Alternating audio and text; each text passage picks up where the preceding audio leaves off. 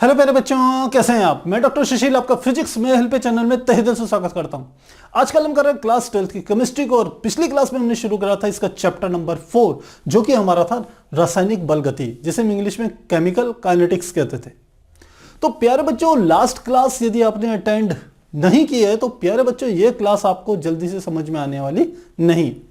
तो यदि आप ये क्लास अटेंड कर रहे हो तो मैं अपेक्षा करता हूं कि आपने पिछली क्लास अटेंड जरूर की होगी, क्योंकि यहां पर जो सीक्वेंस है वो पिछली क्लास का ही अगला सीक्वेंस है। पिछली क्लास में हमने चर्चा करी थी कि किसी रासायनिक अभिक्रिया के वेग को किस प्रकार से मापा जाता है, यानी कि रेट ऑफ केमिकल रिएक्शंस को कैसे हम मेजर करते हैं, इस बात पे हमने चर्चा करी थी। तो आपको ध्यान हो तो वहां हमने औसत वेग ज्ञात करा था। हमने देखा था जो औसत वेग होता है वह बराबर होता है अभिकारक ऑब्लिक उत्पाद की सांद्रता में परिवर्तन बटे समय अंतराल के ये हमने वहां पर सूत्र दिया था। और यदि इसको प्रदर्शित किया जाए, जैसे एनसीईआरटी ने इसे RA से प्रदर्शित किया है, RAV से, यानी कि एवरेज या औसत वेग, रेट ऑफ केमिकल रिएक्शन, बराबर हमारा होता है। यदि अभिकारकों के पदों में इसको व्यक्त किया जाए तो आप जानते हैं अभिकारक की सांद्रता घटती है। हमने कहा था अभिकारक की सांद्रता में कमी बटे समय अंतराल। और इसको यदि हम संकेतों के रूप में प्रदर्शित कर रहा था तो वो इस प्रकार से था, RAV बराबर माइनस डेल्टा, यहां पर आ गया R और बटे हमारा नीचे आ जाता डेल्टा T। ये हमारा फार्मूला होता था। और साथ ही इसको ये तो हमने अभिकारक के रूप में प्रदर्शित किया है। यदि औसत वेग को हम प्रदर्शित करें उत्पाद के रूप में, तो जैसे लिखा है अभिकारक की सांद्रता में कमी, तो हमने बताया था वहां जैसे जैसे अभिकारक की मात्रा घटती है रासायनिक अभिक्रिया में, वैसे वैसे जो उत्पाद होते हैं उनकी मात्रा बढ़ती है। तो फॉर्मूला लिख सकते हैं, उत्पाद की सांद्रता में वृद्धि बटे समय अंतराल। और इसको फॉर्मूले के पदों में ये व्यक्त करें तो RAV यानी कि रासायनिक अभिक्रिया की जो औसत दर होगी या औसत वेग होगा वह बराबर होगा, इसको लिख सकते हैं डेल्टा, ये आ गया P बटे नीचे आ गया डेल्टा T। इस प्रकार से इसको प्रदर्शित किया जा सकता है। मुझे लग रहा है ये आपको आसानी से समझ में आ गया होगा कि RAV को इस प्रकार से, और यहां पर हमने अभिकारकों के रूप में और यहां पर उत्पादों के रूप में इस सूत्र को प्रदर्शित किया है। यदि मात्रकों की बात करी जाए तो यदि हम सांद्रता को अभिकारक या उत्पादों की जो हम कह रहे हैं कि सांद्रता में कमी, इस सांद्रता को यदि हम मोलरता के पदों में व्यक्त करेंगे तो यही हमारे पास जो सूत्र होता है, इसका मात्रक हमारा आ जाएगा मोल प्रति लीटर प्रति सेकेंड। ठीक इसी प्रकार से इसके भी जो मात्रक आ जाएगा, ये आ जाएगा मोल प्रति लीटर प्रति सेकेंड। इस प्रकार से समझ सकते हैं। तो ये तो पूरी की पूरी डिस्कशन जो हमने पिछली क्लास में करा था, ये पूरा का पूरा उसको हम यहां पर आपके सामने रखा हुआ है। अब यहां से हम आगे समझते हैं। यहां पहली चीज तो आपको यह समझनी है कि ये जो हमने ज्ञात किया था यह था हमारा औसत वेग। अब मान लो आपसे कभी कहा जाए तात्कालिक वेग, जिसे इंग्लिश में इंस्टेंटेनियस हम कह सकते हैं रेट कहा जाए, उसको यदि ज्ञात करना हो तो वो कैसे आप ज्ञात करेंगे। पहली बात तो तात्कालिक वेग क्या होता है, तो आपको समझना है तात्कालिक वेग।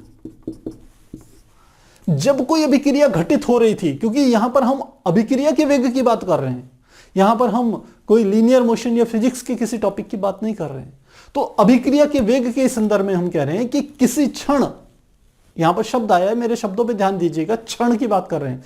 क्षण यानी कि किसी पिन पॉइंट टाइम के लिए, एग्जैक्ट किसी टाइम की बात कर रहे हैं, टाइम अंतराल की बात नहीं कर रहे हैं। यदि मैं कहूं कि ठीक 11 बजे आप कहां पर थे, तो आपको जिस जगह पर खड़े होंगे आपको वो जगह बतानी पड़ेगी। यह है तात्कालिक, उस क्षण आप कहां पर थे।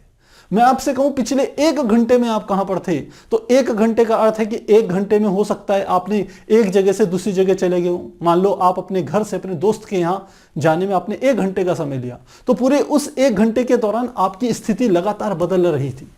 लेकिन मैं आपको कहूं कि ठीक 11:30 पर आप कहां पर थे, तो उस समय पर सामान्यतः आप किसी एक बिंदु पर ही होंगे। वहां समय अंतराल की बात नहीं कर रहे हैं, उस क्षण की बात कर रहे हैं। उसी चीज को हम यहां पर कहते हैं तात्कालिक। तो जब रासायनिक अभिक्रिया के संबंध में हम कहते हैं कि तात्कालिक वेग क्या है, रासायनिक अभिक्रिया का तात्कालिक दर क्या है, तो किसी क्षण पर उसकी दर कितनी है, इसको हम ज्ञात करना चाहते हैं। तो इसके लिए फॉर्मूला बिल्कुल सेम यही रहेगा, बस अंतर क्या होगा कि आपको यहां पर समय अंतराल को शून्य करना है। तो तात्कालिक वेग को हम कैसे लिख सकते हैं, हम लिखेंगे तात्कालिक वेग या तात्कालिक दर बराबर हो जाएगा। इसके लिए लिमिट, मैथमेटिक्स का एक हम कह सकते हैं कॉन्सेप्ट यूज कर रहे हैं, लिमिट डेल्टा टी यानी कि समय अंतराल क्या है, 0 के बराबर है। और फॉर्मूला हमारा क्या आ जाएगा, यह आ जाएगा डेल्टा आर बटे डेल्टा टी माइनस पे, या आप लिख सकते हो limit delta t tending to 0, यहां पे लिख लेंगे डेल्टा पी बटे डेल्टा टी। इस प्रकार से लिख लीजिए। इस डेल्टा टी 0 का अर्थ है कि अंतराल 0 है, क्योंकि मैंने कहा आपको क्षण पे बताना है। ठीक 11 बजे कितना, आप 11 बजे आप कहां पर थे, आप 11:30 पर कहां पर थे, तो वो समय अंतराल की बात नहीं पूछ रहे हैं। एग्जैक्ट जैसे ही 11:30 की सुई पूरी हुई, 11:30 पे सुई आई, एग्जैक्ट आपको बताना आप कहां पर थे। वही हमारा तात्कालिक वेग या तात्कालिक दर कहलाएगी अभिक्रिया के संदर्भ में। इसको एक और रूप में प्रदर्शित कर सकते हैं, यदि लिमिट को यहां से हटा दिया जाए तो तात्कालिक वेग को हम ऐसे भी लिख सकते हैं, इसे लिख सकते हैं dp बटे dt, और ये हमारा माइनस में आएगा, या इसे लिख सकते हैं, सॉरी यहां पर ये r आएगा क्योंकि माइनस वाला है तो r आएगा, या इसे लिख सकते हैं dp बटे dt। तो तात्कालिक वेग को आप limit delta t tending to 0 minus delta r बटे डेल्टा टी, यह हमारा औसत वेग का फॉर्मूला है, इस पदों में व्यक्त कीजिए, या limit delta t tending to 0 delta p upon delta t, यह भी हमारा औसत वेग का फॉर्मूला है, इसको पदों में व्यक्त कर सकते हैं। या आप लिख सकते हैं बराबर minus D R upon D T बराबर D P upon D T, यानी कि हम कह सकते हैं कि अभिकारकों की सांद्रता में जो सूक्ष्म परिवर्तन हुआ है सूक्ष्म समय अंतराल डी टी में, सूक्ष्म समय अंतराल जो कि बहुत कम है जिसका मान, तो वो इस प्रकार से, इसी प्रकार उत्पादों में सूक्ष्म समय अंतराल में जो परिवर्तन हुआ है उसको इस प्रकार से प्रदर्शित करते हैं, और यह हमारा कहलाता है तात्कालिक वेग। तो मुझे लगता है तात्कालिक वेग आपको समझ में आ गया होगा, या इसे अभिक्रिया की तात्कालिक दर भी कह सकते हैं, किसी क्षण पर अभिक्रिया की दर कितनी होगी। तो मुझे लग रहा है यह आपको समझ में आ गया होगा।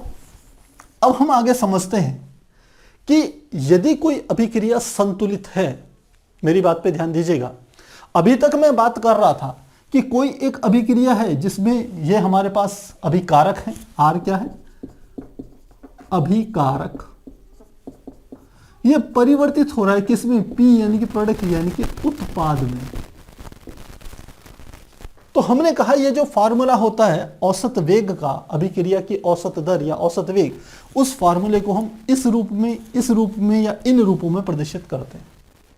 लेकिन यदि आपके पास एक संतुलित समीकरण है, संतुलित समीकरण यानी कि बैलेंस इक्वेशन, जिसमें बाएं पक्ष में अभिकारक और दाएं पक्ष के उत्पाद यह एक प्रकार से संतुलन में रहते हैं, यदि वैसी आपके पास एक समीकरण है तो उस समीकरण के लिए औसत वेग को थोड़ा सा अलग तरीके से ज्ञात किया जाता है। तो कैसे ज्ञात किया जाएगा ये समझिए। तो हमने लिखा संतुलित रासायनिक समीकरण के लिए औसत वेग,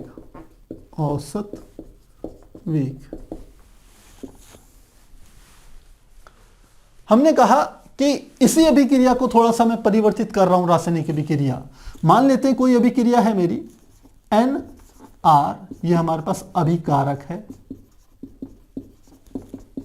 ये परिवर्तित हो रहा है MP यानी कि उत्पाद में। और ये जो हमारी समीकरण है, ये रासायनिक समीकरण, ये हमारी है संतुलित रासायनिक समीकरण। ये हमारी संतुलित रासायनिक समीकरण है NR बराबर MP। तो किसी रासायनिक समीकरण में जो कि संतुलित हो, उसमें अभिकारकों तथा उत्पादों के सम्मुख जो गुणांक होते हैं उसको हम कहते हैं स्टोइकियोमेट्रिक गुणांक। मेरी बात पे फिर से ध्यान दीजिएगा, जो मैं कह रहा हूं कि किसी संतुलित रासायनिक समीकरण में, शब्द आया संतुलित रासायनिक समीकरण में, अभिकारकों तथा उत्पादों के सम्मुख जो गुणांक होते हैं, जैसे यहां पर R का गुणांक क्या है N और यहां पर P का गुणांक क्या है M, इन गुणांकों को हम कहते हैं स्टोइकियोमेट्रिक गुणांक। और यदि कोई समीकरण संतुलित है, उसमें स्टोइकियोमेट्रिक गुणांक है, तब आपको ध्यान रखना है उसके लिए जो औसत वेग का सूत्र होगा वो उसी हिसाब से क्या हो जाएगा, बदल जाएगा। क्या होगा, तो लिखते हैं ऐसी स्थिति में RAV बराबर, अब देखिए अभिकारकों के लिए क्या सूत्र था, माइनस डेल्टा R बटे था डेल्टा T, इस प्रकार से था। अब यहां पर देखिए स्टोइकियोमेट्रिक गुणांक क्या है N, तो यदि N है तो यहां पर मल्टीप्लाई कर देंगे 1/N की, तो यानी कि RAV का मान 1/N, सॉरी यहां पर हमारा, हाँ सही है R है, ये R और P में बच्चों हम भी थोड़ा सा कभी कभी कंफ्यूज कर जाते हैं। R यानी कि हमारे रिजल्ट यानी कि अभिकारक, तो हमारा जो औसत वेग का सूत्र होगा वो इस प्रकार से होगा। उत्पादों के पदों में कैसे व्यक्त किया था, उत्पादों के पदों में ये हमारे पास फार्मूला था, तो उत्पादों के पदों में लिखें तो लिख सकते हैं RAV बराबर, ये होता था डेल्टा B बटे डेल्टा T।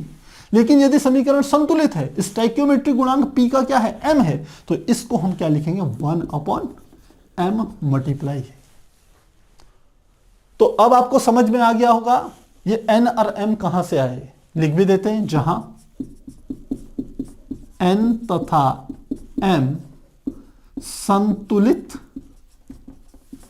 रासायनिक समीकरण में उत्पादों तथा N और M है, तो पहले लिख लेते हैं अभिकारकों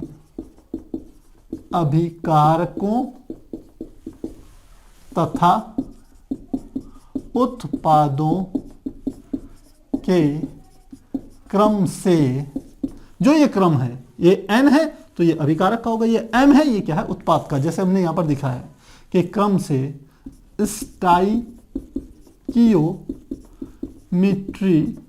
गुणांक हैं, तो मुझे लग रहा है स्टोइकियोमेट्री गुणांक समझ में आ गया है। मैं एक बार दोबारा बता रहा हूं कि किसी संतुलित समीकरण में जो भी अभिकारक और उत्पाद होते हैं उनके सम्मुख जो गुणांक होते हैं उसी को हम स्टोइकियोमेट्रिक गुणांक कहते हैं। और यदि संतुलित है तो अभिक्रिया का आप औसत वेग निकालने का जो सूत्र होगा वो इस प्रकार से होगा। इसे एक एग्जांपल से समझेंगे, आपको आसानी से समझ में आएगा। मान लेते हैं मैं फिर से अमोनिया का एग्जांपल ले रहा हूं। मैंने कहा N2 प्लस H2 से हमारा क्या बन रहा है, NH3 बन रहा है। समीकरण को संतुलित करते हैं तो यहां पर हम लगा ले रहे हैं 2, क्योंकि N यहां पर सिंगल है, यहां पर 2 है, तो N संतुलित हो गया। लेकिन हाइड्रोजन 3 दूनी 6 है, यहां 2 है, तो हमने क्या कर लिया 3। ये हमारे पास क्या होगी, संतुलित समीकरण। ये है संतुलित रासायनिक समीकरण, ये आ गई। अब इसके लिए यदि ये दोनों मान निकाले जाएं इन दोनों तरीकों से तो क्या आएगा, RAV बराबर माइनस, क्योंकि हम यहां पर किसकी बात कर रहे हैं, अभिकारकों की, तो निशान आएगा सूत्र में माइनस। क्या आ जाएगा, अभिकारक कौन से, N2 है और H2 है। अब यहां पर एक बात ध्यान रखना, इन दोनों को जोड़ना नहीं है, इन दोनों को चाहे आप इसमें परिवर्तन ज्ञात कीजिए, इसकी सांद्रता में चाहे इसकी सांद्रता में, बात एक ही है। तो कैसे लिखेंगे, RAV बराबर माइनस, यहां पे लिखेंगे डेल्टा थोड़ा सा यहाँ लिख रहे हैं, डेल्टा यहां आ गया उत्पाद क्या, अभिकारक क्या आ गया N2 बटे समय अंतराल क्या आ गया डेल्टा टी। और यदि H वाले में लिखते तो क्या लिखते, आर ए भी बराबर, ये भी माइनस में क्योंकि ये भी क्या था अभिकारक था, तो साथ में क्या आ जाता माइनस, यहां पर आ जाता डेल्टा H2 बटे क्या आ जाता डेल्टा टी, ऐसे निकालते। लेकिन क्योंकि ये क्या है एक संतुलित समीकरण है, तो ये जो 3 है ये 2 है और इसका गुणांक क्या है 1, ये स्टाइक्योमेट्रिक गुणांक है, यह कहां आएंगे भाग के पदों में आएंगे। तो यदि N2 की बात कर रहे हैं तो यहां का स्टाइक्योमेट्रिक गुणांक क्या है 1, तो क्या लिख लेंगे मल्टीप्लाई 1 बटे 1। H2 का निकालेंगे, यहां H2 है तो इसका स्टाइक्योमेट्रिक गुणांक क्या है 3, तो यहां पर क्या लिख लेंगे 1 बटा 3। तो इस प्रकार से हम क्या करेंगे इसे ज्ञात करेंगे। यदि आप NH3 का निकालते हैं, उत्पाद का निकालते हैं, तो आपको पता है उत्पाद के लिए हम सूत्र यूज करेंगे RAV बराबर, यहां पर सूत्र लिखा है delta P upon delta T, बिल्कुल ऐसे लिखेंगे डेल्टा P बटे डेल्टा टी। अब आप देखिए P उत्पाद है जो कि क्या है NH3 है, तो इसको P की जगह हम क्या लिख लेंगे यहां पर NH3 लिख लेंगे, यहां पर क्या लिख लिया NH3। तो मुझे लग रहा है समझ में आ गया होगा, P की जगह NH3 लिख लिया जो उत्पाद है। अब इसका स्टाइक्योमेट्रिक गुणांक कितना है 2, तो इसका लिख लेंगे मल्टीप्लाई 1/2। तो इस प्रकार से इस समीकरण की हम क्या ज्ञात कर सकते हैं, अभिक्रिया का वेग या अभिक्रिया की दर को ज्ञात कर सकते हैं, जो कि औसत वेग या औसत दर है। इस प्रकार से इसे क्या करेंगे ज्ञात करेंगे। तो मुझे लग रहा है काफी आसान है, कोई कठिन नहीं है। यदि समीकरण संतुलित है तो जो भी आप अभिकारक ले रहे हैं या उत्पाद ले रहे हैं उसका जो भी स्टाइक्योमेट्रिक गुणांक है, चाहे 1 है या 3 है या 2 है, तो 1 बटे 1, 1 बटे 3 और 1 बटे 2 इसके बराबर होगा। साथ ही ध्यान रखिएगा ये आर भी चाहे ऐसे निकाले, चाहे यहां से निकाले, चाहे यहां से निकाले, किसी भी रूप से निकालेंगे इसका मान 1 ही आएगा। आप ये मत समझिएगा कि इस ऐसे ज्ञात करेंगे तो कुछ अलग मान आएगा, ऐसे ज्ञात करेंगे तो कुछ अलग मान आएगा, और ऐसे ज्ञात करेंगे तो कुछ अलग मान आएगा, ऐसा कुछ नहीं होगा। इन तीनों के वैल्यूज जब आप निकालेंगे तो सेम आएगी, इक्वल आएगी। तो ये केवल एक 3 तरीके से मैंने इसको प्रदर्शित किया है। आप जब कोई न्यूमेरिकल आएगा तो आप कोई भी एक इसमें से फार्मूला यूज कीजिएगा, आपका आंसर आसानी से निकल जाएगा। तो मुझे लग रहा है ये बात आपको अच्छे से समझ में आ गई होगी। आप इसे एक बार नोट कीजिए, फिर हम इस चैप्टर में इस टॉपिक से रिलेटेड जो एग्जाम्पल आपके दे रखे हैं पहले उन एग्जाम्पल्स को देखते हैं। तो प्यारे बच्चों, इस टॉपिक से रिलेटेड एनसीईआरटी में जो पहला एग्जाम्पल दिया हुआ है 4.1 वो कि इस प्रकार से है। यह है C4H9Cl यानी कि ब्यूटिल क्लोराइड की विभिन्न समय पर दी गई सांद्रताओं से अभिक्रिया, जो कि अभिक्रिया हमने यहां पर लिखी हुई है, के लिए विभिन्न समयांतरालों में औसत वेग की गणना कीजिए। तो हमें क्या ज्ञात करना है, ध्यान रखिए औसत वेग। ये हमारे को दे रखा है, जो ब्यूटिल क्लोराइड है उसकी मात्रा दे रखी, कितने समयांतराल पे कितनी मात्रा शेष रह गई, कितने समयांतराल बाद, वो हमारे को सारी यहां पर दे रखी है। हमें क्या निकालना है, औसत वेग ज्ञात करना है। ध्यान रखिएगा औसत वेग। और आप देख रहे हैं इस अभिक्रिया जो दी हुई है इसमें हमें इसकी वैल्यू दी है, यानी कि ये क्या है अभिकारक है।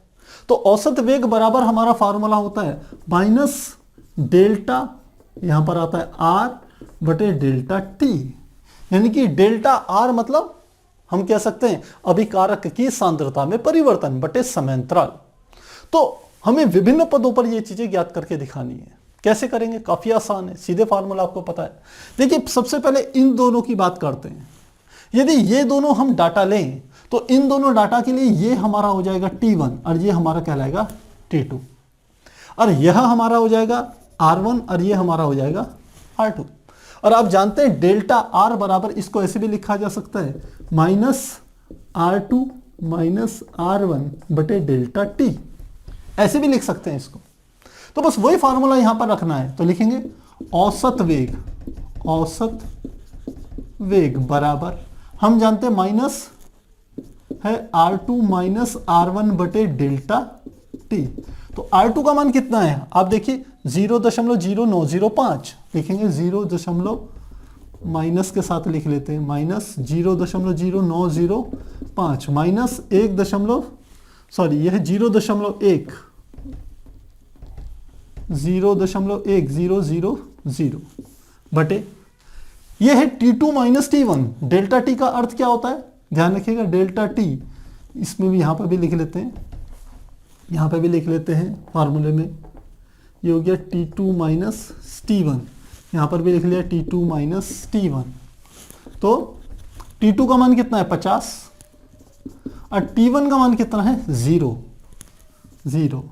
तो देखिए कितना आएगा, घटा करके आप चेक करिए, ये बड़ी राशि है, ये छोटी राशि है, तो बड़ी में से छोटी घटाते हैं, माइनस में वैल्यू आएगी, उस माइनस की इस माइनस से मल्टीप्लाई होगी तो प्लस आ जाएगा, और क्या आ जाएगी आपकी वैल्यू, देखिए ये 5 है, 10 में से घटाएंगे तो ये आ जाएगा 5, और ये 0 है तो 9 में से 0 घटाएंगे तो ये आ गया 9, बाकी तीसरे स्थान पे 9 आएगा, 9 में से 9 आ गया 0, और यहाँ आ जाएगा 0.0, ये तो आ गया ऊपर, और नीचे हमारा क्या आ जाएगा 50। इस प्रकार से आएगा, बस इसे सॉल्व करना है, यहाँ से दशमलव हटाई और नीचे कितनी आ गई 1 2 3 4, तो लिख लेंगे 1 2 3 4। अब आपने क्या करना है, 50 का भाग इसमें देना है आपने, तो 50 का भाग देंगे तो कितना आ जाएगा, तो 50 एकम 50, तो ये हमारा आ जाएगा बराबर 50 एकम 50 एक बार, या 5 से भाग दे दीजिए, सबसे पहले आ गया 5 एकम 5, बच गया 4, 5 जनिम 45, 19 बार आ गया। और इस 0 का यदि भाग देंगे यहां पर तो कितना आ जाएगा 1.9 आ जाएगा। मेरी बात समझ रहे होंगे आप, 5 का भाग 95 में देंगे तो 19 आएगा, और फिर ये नीचे 50 के साथ 0 है, इसका भाग देंगे तो ये आ गया, और ये जो 1 2 3 4 0 है इसको ऊपर ले जाएंगे तो इसको लिख लेंगे 10 की घात -4, और साथ में इसका मात्रक लिख लेंगे मोल पर लीटर पर सेकंड। ये हमारा इसका आंसर हो जाएगा। तो मुझे लग रहा है काफी आसान है, कोई परेशानी नहीं है, आप आसानी से इसे कर सकते हैं। अगला इस वाले हिस्से के लिए देखें, अब इसके लिए देखें, तो इस वाले अंतराल के लिए ये हमारा क्या हो जाएगा, ये वाला हमारा हो जाएगा R1 और ये हमारा हो जाएगा R2, और इस वाले हिस्से के लिए ये वाला T1 हो जाएगा, ये वाला T2, बस ये सेम चीज करनी है। तो क्या आ गया, औसत वेग, सूत्र यही चलता रहेगा, बस मैं वैल्यूज लिख रहा हूं। अब की बार 0.0820 माइनस 0.0820 में से घटेगा ऊपर वाला 0.0905, 0.0905 भाग दे देंगे किसका, 100 माइनस 50, 100 माइनस 50। तो इसे सॉल्व कीजिएगा, इसी प्रकार से आप इसका आंसर निकाल सकते हैं। अगले स्टेप में इस वाले में देखें, इस वाले में इसे लेंगे T1, इसे लेंगे T2, और यहां पर लेंगे, ये हमारा हो गया R1, ये हो जाएगा R2, बस वैल्यूज रखनी है।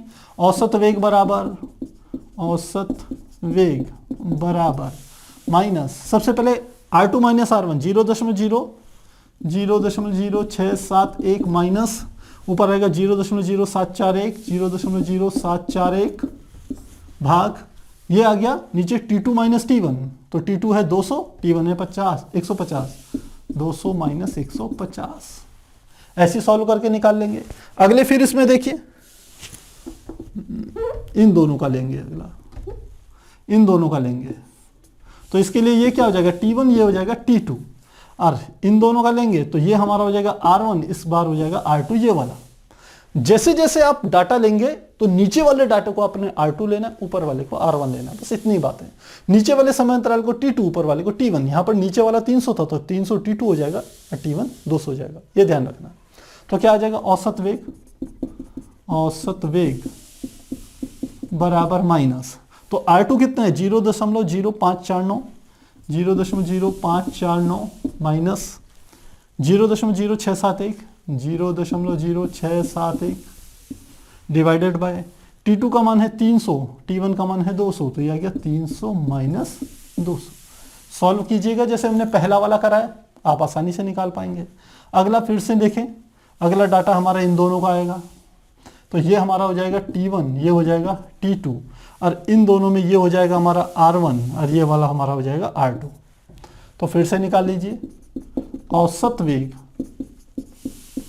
बराबर, ये हमारा हो गया R2 minus R1, 0.0439 minus 0.0439 minus 0.0549 divided by T2 का मान है 400 माइनस 300, यह आ जाएगा 400 माइनस 300, ऐसे निकल गया। अब इन दोनों का निकाल लीजिए, ये फिर से T1 हो जाएगा, ये हो जाएगा T2, और यहां पर निकालेंगे तो ये हमारा हो जाएगा R1, ये हो जाएगा R2। एक स्टेप यहां पर निकालेंगे तो फिर से निकाल लेते हैं।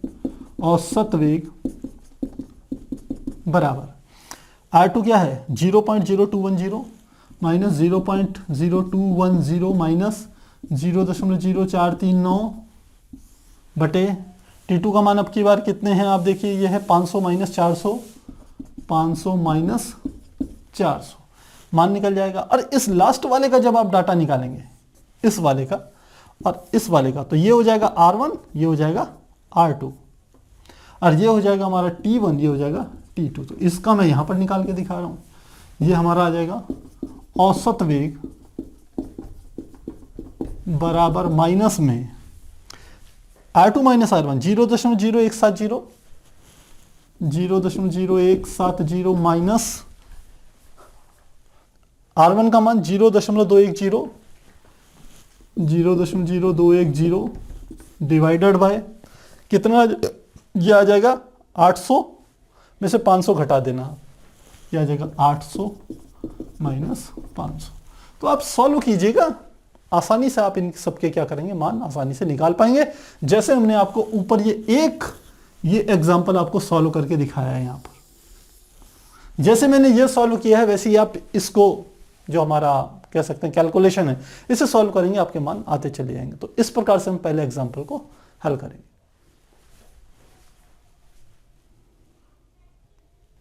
हमारा नेक्स्ट एग्जांपल जो है 4.2 वो इस प्रकार से है एनसीईआरटी का।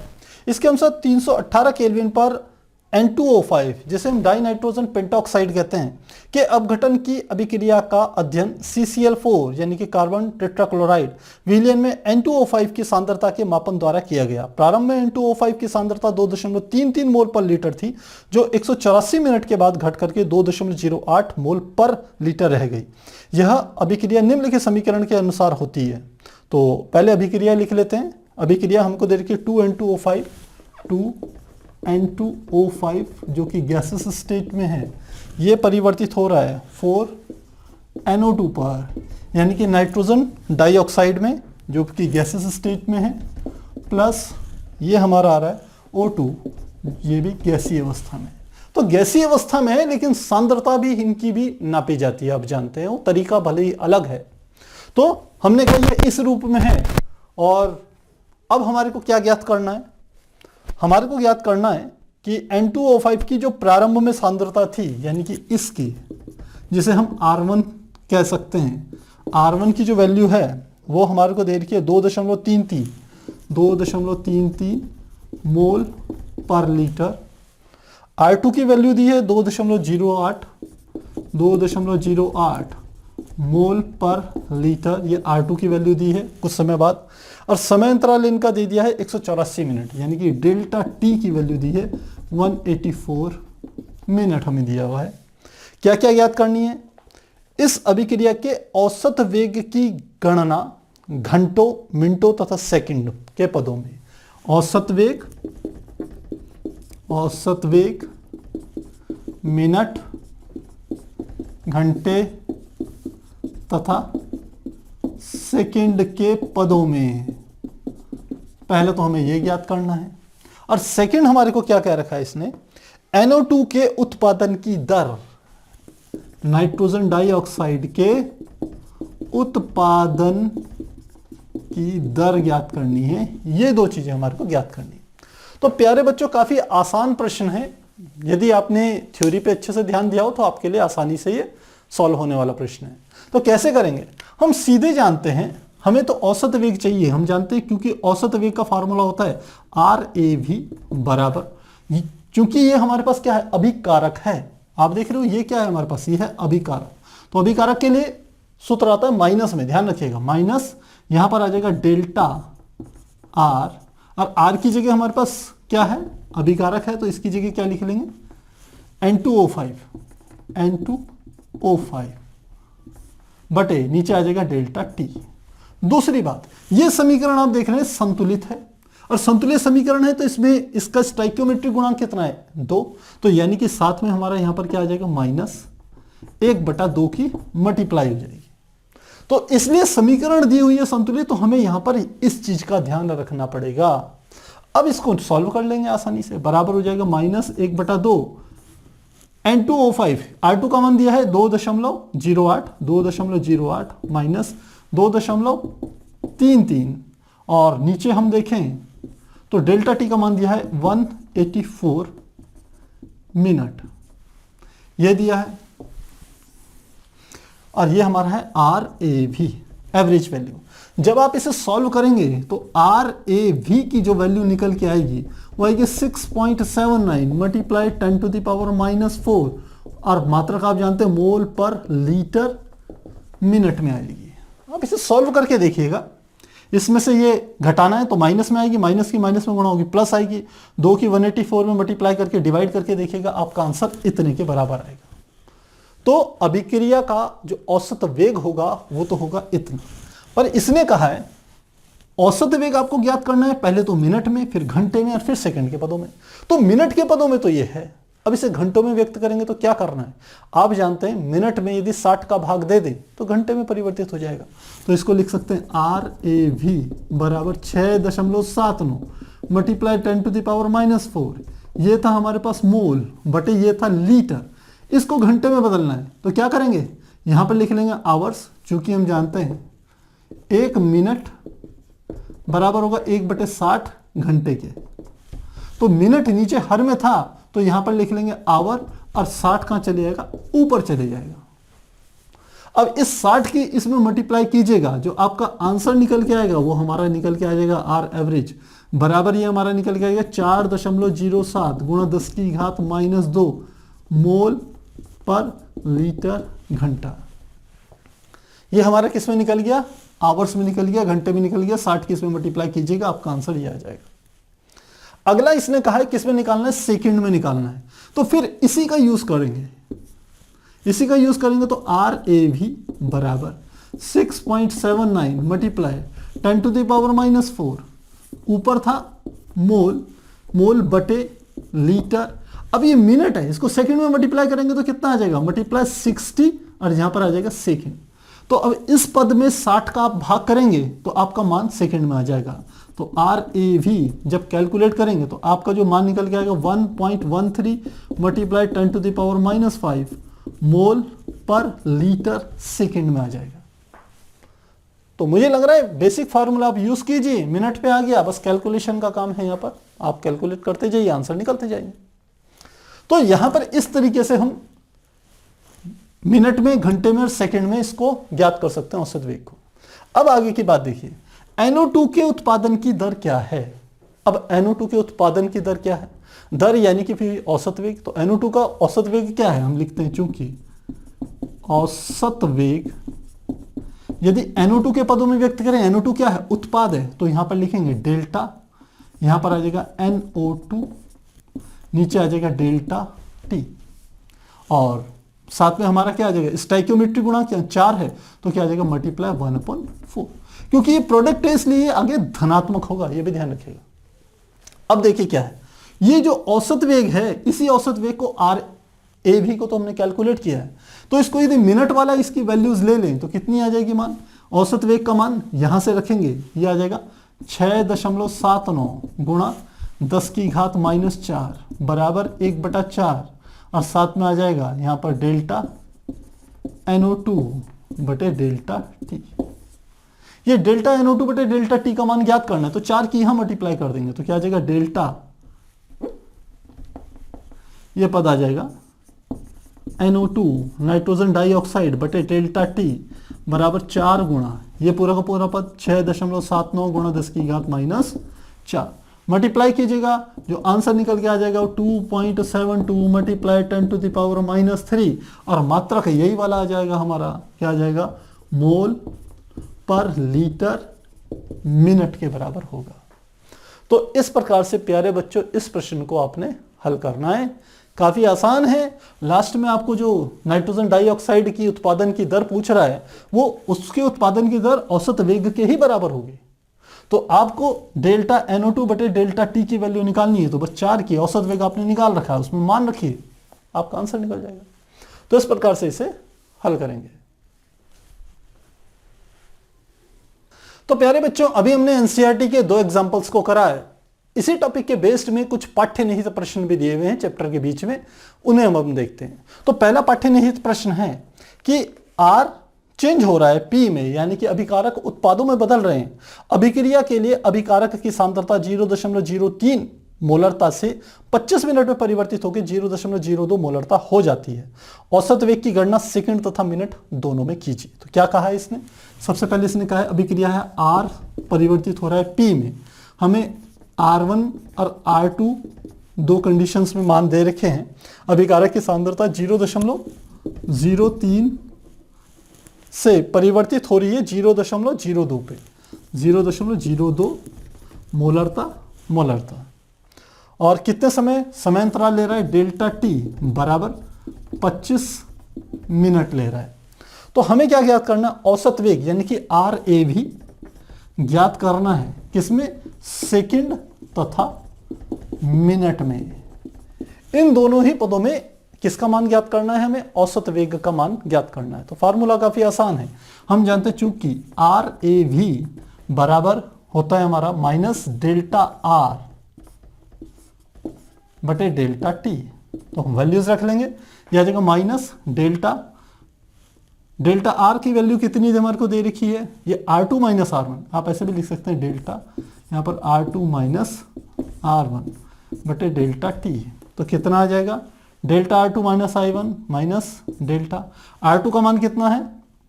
आप देखिए माइनस हटा देंगे, जब माइनस निकाल रहे हैं सीधे ये हमारा निकल के आ जाएगा 0.02 माइनस 0.03 बटे ये R2 का मान 0.02, R2 की जगह 0.02, R1 की जगह 0.03 और बटे नीचे हमारा डेल्टा टी का मान है 25 मिनट। तो आप इसको डिवाइड करके देखिएगा, ये आपका जो मान निकल के आएगा आंसर, यह हमारा होगा मोल पर लीटर, और क्योंकि मिनट में है पर मिनट में ही हमारा आंसर निकल जाएगा। इसी को यदि आपको सेकंड में बदलना है तो देखिए क्या करेंगे। ये आर ए भी है, फिर से लिखेंगे आर ए भी बराबर माइनस यही चीजें लिख रहा हूं 0.02 माइनस 0.03 बटे 25। अब यदि मिनट है तो मिनट को सेकंड में बदलेंगे तो ऊपर किससे मल्टीप्लाई कर देंगे? 60 से मल्टीप्लाई कर देंगे। साथ में आ जाएगा मोल बटे लीटर और यहां पर हमारा आ जाएगा सेकंड। क्यों होगा ऐसा? क्योंकि आप जानते हैं जो 1 मिनट बराबर होता है वो होता है 60 सेकंड के। तो ये थोड़ा सा हमने गड़बड़ कर दिया है। यहां पर नीचे की ओर क्या आ जाएगा? ये सेकंड है तो यहां पर हमारा क्या आ जाएगा? 60 आ जाएगा, 1/60 आ जाएगा। तो 1 मिनट की जगह सेकंड रख दिया, साथ में 60 सेकंड लिख दिया। 60 कहां आ जाएगा? यहां सॉल्व करके देखिएगा आंसर आपका इस रूप में आ जाएगा। तो मुझे लग रहा है ये समझ में आपको आ गया होगा। अब अगला प्रश्न देखते हैं। कैलकुलेशन आप खुद से कीजिएगा, कैलकुलेशन में कोई प्रॉब्लम नहीं होनी चाहिए। अगला है हमारा 4.2 में देखें, कोई हमारे पास रिएक्शन है 2A उत्पाद में परिवर्तित हो रहा है। 2A से क्या बन रहा है? उत्पाद। अभिक्रिया में A की सांद्रता 10 मिनट में 0.5 मोल प्रति लीटर से घटकर 0.4 मोल प्रति लीटर रह जाती है। इस समयांतराल के लिए अभिक्रिया वेग की गणना कीजिए। तो अभिक्रिया वेग यानी कि RAV की वैल्यू हमें कैलकुलेट करनी है। हमें दो स्थितियों पर मान दे रखा है। A की सांद्रता दे दी यानी कि R1 बराबर और R2 बराबर दो मान दे रखे हैं। 0.5 मोल पर लीटर और सेकंड में हमें दिया है 0.4, ये भी है मोल पर लीटर। समय अंतराल में दिया है 10 मिनट यानी कि डेल्टा टी दिया है 10 मिनट। क्योंकि हैं दोनों के दोनों ये अभिकारक है तो कैसे ज्ञात करेंगे? बिल्कुल यही वाला फॉर्मूला यूज करेंगे जो हमने यहां पर करा है। आर ए भी बराबर माइनस डेल्टा आर बटे डेल्टा टी बराबर माइनस ये यहां पर लिख सकते हैं R2 माइनस R1 बटे नीचे आ गया डेल्टा टी। R2 का मान कितना है? अगली लाइन में लिख लेते हैं। R2 का मान जो हमारा निकल के आया है वो है माइनस में, R2 का मान है 0.4 माइनस R1 का मान 0.5 बटे डेल्टा टी का मान कितना है? 10। ये हमारा 10। बस आपने इसे सॉल्व करना है और सॉल्व करके जो आपको मान आएगा वह मान किस में आ जाएगा? मात्रक। ये हमारा आ जाएगा मोल पर लीटर पर मिनट, क्योंकि समय मिनट पे है इसलिए आपका आंसर भी मिनट में आएगा। सेकंड में बदलना चाहो तो इसकी 60 से मल्टीप्लाई कर लीजिएगा, माइनस ये आ जाएगा 0.4 माइनस 0.5 बटे 10 मल्टीप्लाई 60, और ये हमारा आंसर हो जाएगा मोल बटे लीटर सेकंड में। तो इस प्रकार से हम क्या कर सकते हैं, इसे कैलकुलेट कर सकते हैं। तो प्यारे बच्चों, करने का तरीका ये है, कैलकुलेशन मैं आपके लिए छोड़ रहा हूं क्योंकि आप खुद से इसकी प्रैक्टिस करेंगे कैलकुलेशंस की, तो आपके लिए आगे के लिए बहुत बेनिफिट हो। तो प्यारे बच्चों, आज हमने यह समझा कि यदि कोई अभिक्रिया संतुलित हो तो किस प्रकार से उसके स्टोइकियोमेट्रिक गुणांक औसत वेग को प्रभावित करते हैं। अब यहां पर प्यारे बच्चों हमने गड़बड़ कर दी है, ये लास्ट में शब्द आया, देखिए यहां पर 2a था ये, तो यहां पर ये क्या आ जाएगा, -1/2 आएगा। जब हम आपको बता रहे थे तभी हमें ध्यान आ गया कि यहां पर अभिक्रिया में दिया है, तो नीचे क्या आ जाएगा 2, यहां पर क्या आ जाएगा 2, इस प्रकार से। क्योंकि यहां 2 था तो स्टोइकियोमेट्रिक गुणांक के हिसाब से सूत्र क्या हो जाएगा, 1/2 आ जाएगा यहां पर। तो हमने ये चीज समझाई आपको कि किस प्रकार यदि अभिक्रिया संतुलित हो तो स्टोइकियोमेट्रिक गुणांक अभिक्रिया के वेग को किस प्रकार से प्रभावित करते हैं, यह हमने इसमें सीखा। साथ ही एनसीईआरटी की बुक के 2 एग्जाम्पल और 2 पाठ्य निहित प्रश्नों को भी हल किया। मुझे पूरा यकीन है कि अब आपको ये जो टॉपिक होगा वो अच्छे से तैयार आपका हो गया होगा कि किस प्रकार से औसत वेग को ज्ञात किया जा सकता है, कैसे स्टोइकियोमेट्रिक गुणांक उसे प्रभावित करते हैं। तो ये चीजें अब आप अच्छे से सीख गए होंगे। तो फिर मिलते हैं अगली क्लास में, तब तक के लिए गुड बाय।